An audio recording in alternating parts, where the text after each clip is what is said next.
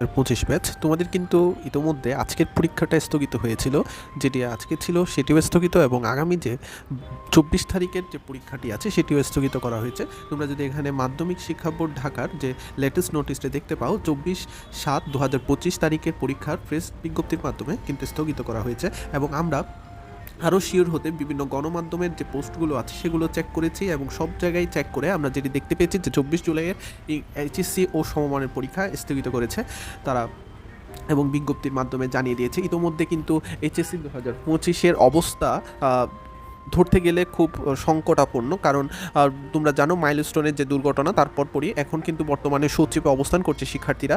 অনেক সংঘর্ষ হচ্ছে পুলিশদের সাথে, প্লাস সেখানে অনেক রকমের দাবি নিয়ে তারা যাচ্ছে। দাবিগুলোর মধ্যে অন্যতম দাবি তোমাদের যে গত 15 বছরেও অত পরিমাণ তোমাদের প্রশ্নতে ভুল আসেনি, যেটি এই বছর তোমাদের সাথে হচ্ছে, সেই দাবিগুলো তারা ইতোমধ্যে উপস্থাপন করেছে। এবং ইতোমধ্যে যিনি সচিব আছেন তিনি পদত্যাগ করেছে, তারা শিক্ষা উপদেষ্টারও পদত্যাগ চায়। এরকম দাবি নিয়ে তারা শিক্ষা যে মন্ত্রণালয় আছে শিক্ষা মন্ত্রণালয়ের বাইরে উপস্থিত করছে, এবং তারা সচিবালয়ে গিয়ে জমায়েত হয়েছে। এবং তোমাদের যদি আমি একটু নোটিশটি দেখাই, পাচ্ছ 24/7 তারিখ বৃহস্পতিবার অনুষ্ঠিতব্য সকল শিক্ষা বোর্ডের অধীনে এইচএসসি ও সমমান পরীক্ষা 2025 অনিবার্য কারণবশত নির্দেশক্রমে স্থগিত করা হলো। অর্থাৎ 24 তারিখের পরীক্ষা সত্যি স্থগিত হয়েছে। আমরা অনেক গণমাধ্যমে দেখেছি হয়নি, অনেক গণমাধ্যমে দেখেছি হয়েছে।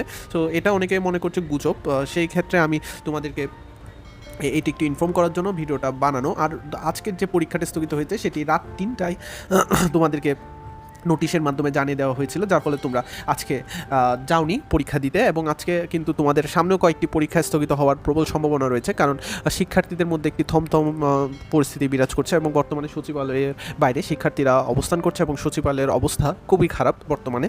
সো আজকের ভিডিওটি এই পর্যন্ত। সকলে ভালো থাকবে, সুস্থ থাকবে, অনেক অনেক শুভকামনা রইল তোমাদের জন্য। আসসালামু আলাইকুম ওয়া রাহমাতুল্লাহি ওয়া বারাকাতুহু।